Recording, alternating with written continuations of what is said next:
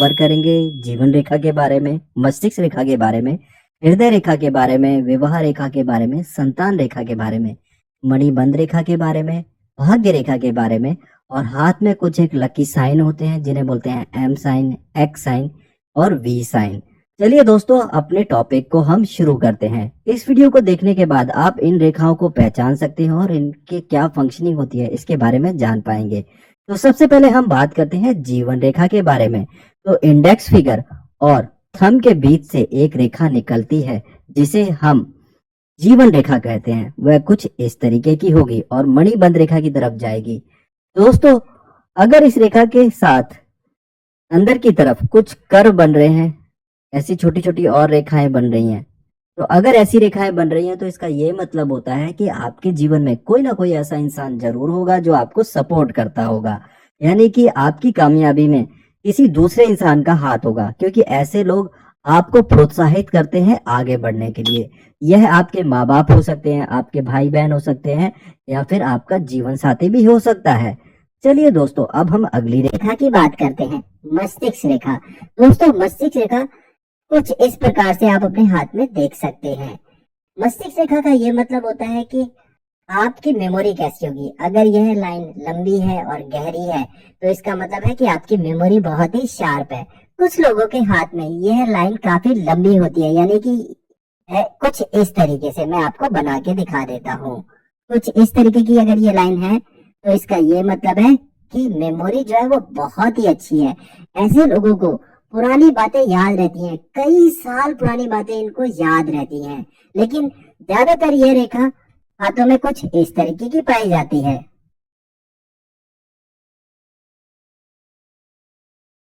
दोस्तों, आप यहाँ पर देख रहे होंगे कि इंडेक्स फिगर के नीचे जीवन रेखा और मस्तिष्क रेखा आपस में मिल रही हैं। अगर ये रेखाएं आपस में मिल रही होती हैं तो उस केस के अंदर इंसान जो भी काम करता है वह दूसरों की सलाह जरूर लेता है।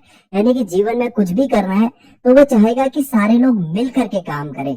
तो ये एक बहुत अच्छा साइन होता है। लेकिन कुछ एक हाथों के अंदर यह रेखा इस प्रकार की भी होती है,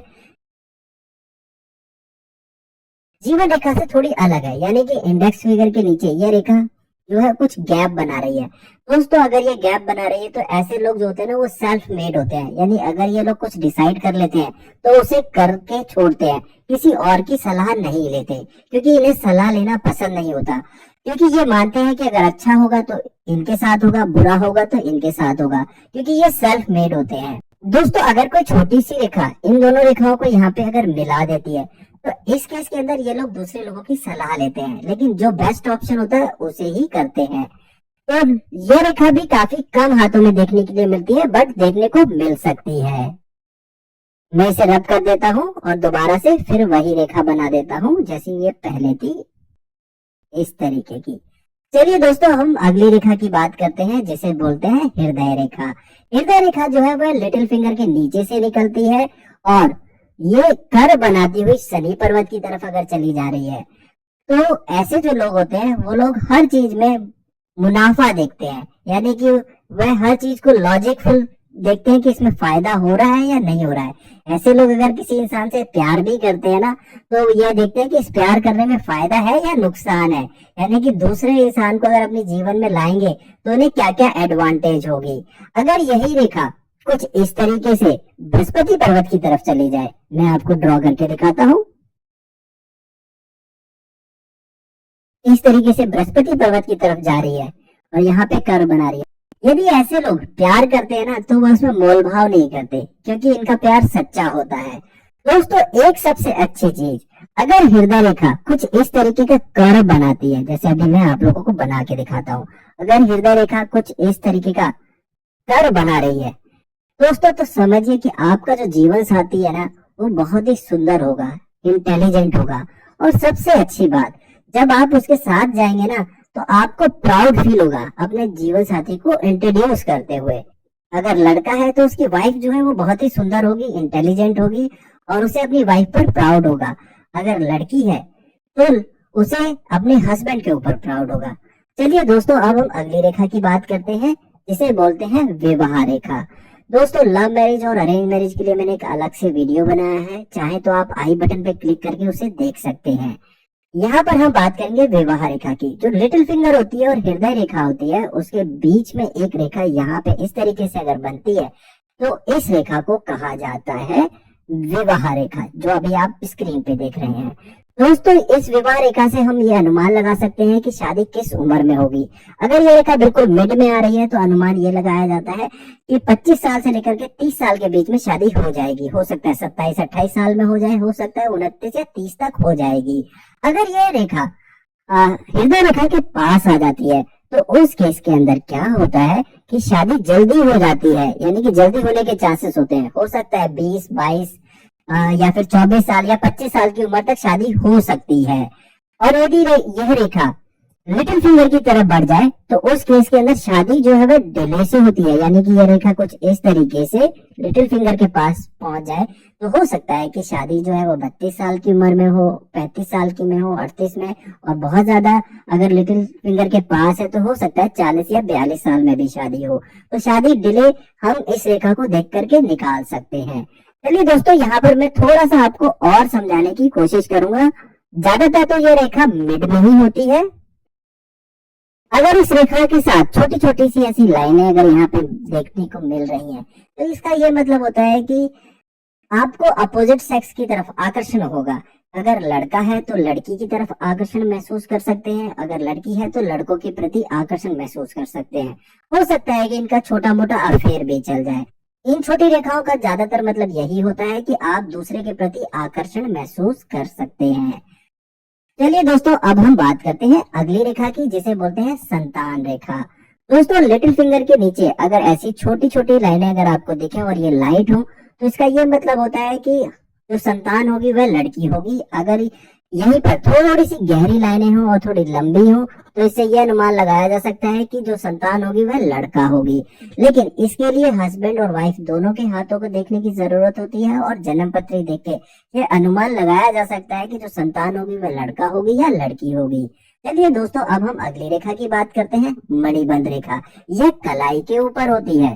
दोस्तों, यहाँ पर अगर आपकी मणिबंध एक रेखा है इस तरीके से तो आपका स्वास्थ्य बहुत अच्छा रहेगा। अगर इस रेखा में कुछ ब्रेकेज आ रही है, यानी कि ये रेखा कुछ कटी हुई है, कुछ इस तरीके से ये रेखा बन रही है इस तरीके से, तो आपके स्वास्थ्य में दिक्कतें आ सकती हैं, यानी कि स्वास्थ्य थोड़ा खराब रह सकता है।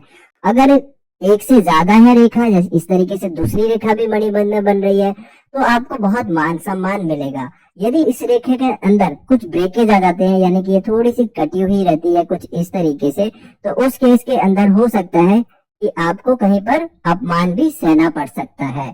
और अगर एक और रेखा यहाँ पे बनी हुई है कुछ इस तरीके से, तो इसका ये मतलब होता है कि आपके पास धन भी बहुत होगा। और अगर यह थोड़े से ब्रेकेज है तो धन का आना जाना लगा रहेगा। चलिए दोस्तों, अब हम अगली रेखा की बात करते हैं, भाग्य रेखा की। भाग्य रेखा के बारे में डिस्कस करने से पहले दोस्तों मैं चाहूंगा कि आप ये 30 सेकंड का वीडियो जरूर देखें। नहीं दासराज नहीं, जो हो रहा है वो भाग्य रेखा के अनुसार ही हो रहा है। यदि हस्तिनापुर की राजगद्दी मेरे भाग्य में होती तो देवी सत्यवती की भाग्य रेखा उसका विरोध क्यों करती? भाग्य रेखाएं कभी एक दूसरे को नहीं काटती दासराज, इसलिए मैं देवी सत्यवती की भाग्य रेखा को प्रणाम करता हूँ। चलिए दोस्तों, अब हम बात करते हैं भाग्य रेखा की। भाग्य रेखा इस तरीके से निकलती हुई शनि पर्वत की तरफ जाती है। इसको हम शनि पर्वत कहते हैं। दोस्तों, ये भाग्य रेखा काफी बार जीवन रेखा से टच करती हुई भी जाती है, जिसे मैं ड्रॉ करके आपको दिखा देता हूँ।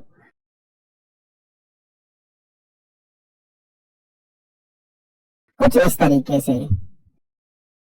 दोस्तों, यह रेखा ये दर्शाती है कि आपका भाग्य आपका साथ देगा, यानी कि आने वाले समय में हो सकता है कि आपको कहीं से धन लाभ हो या फिर आपकी बहुत अच्छी नौकरी लग जाए, लेकिन आपकी जो लाइफ है वह बहुत अच्छी रहेगी। क्योंकि मैं आपको एक चीज बताना चाहूंगा, अगर हम गौर से देखें तो हृदय रेखा और मस्तिष्क रेखा को भाग्य रेखा यहाँ पर काट रही है, ठीक है, और काट रही है तो एक साइन बन रहा है जिसे हम एम साइन बोलते हैं।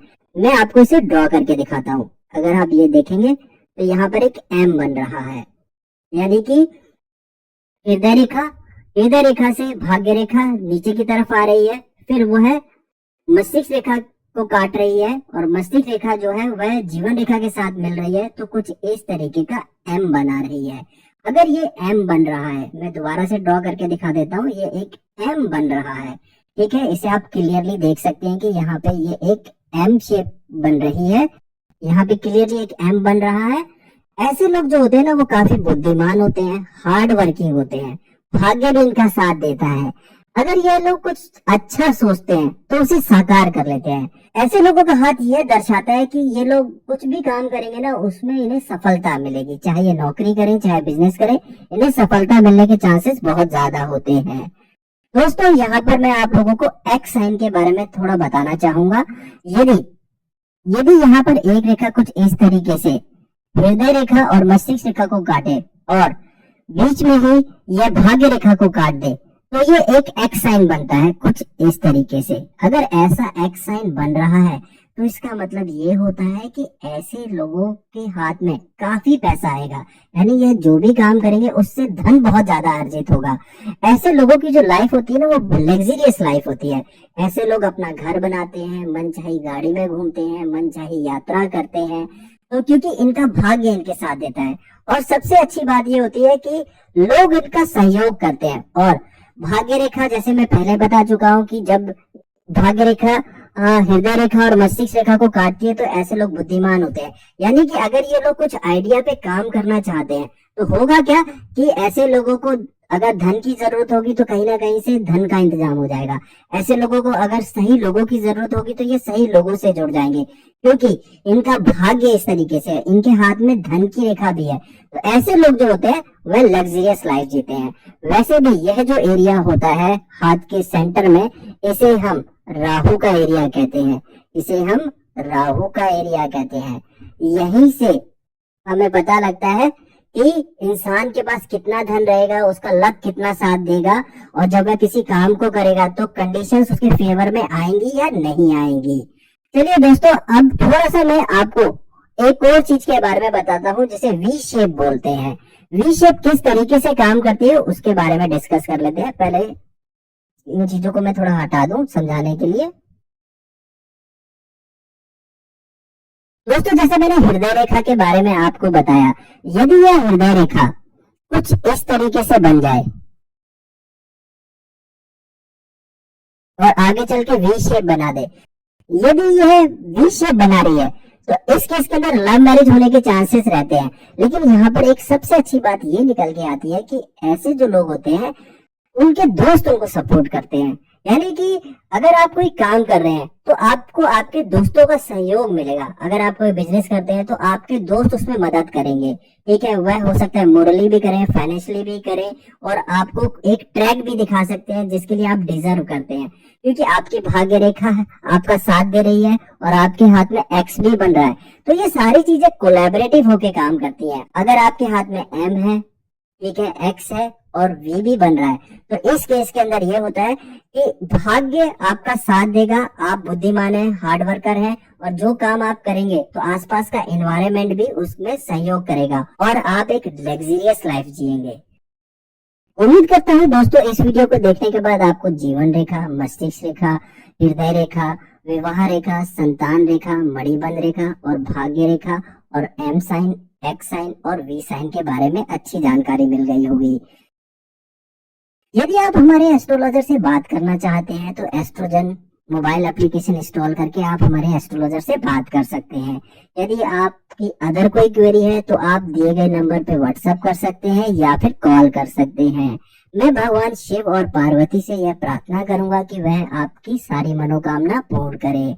इस वीडियो को लाइक जरूर करें और अपने दोस्तों के साथ जरूर शेयर करें। अगले वीडियो में फिर मुलाकात होगी। आप सभी लोगों का बहुत बहुत धन्यवाद।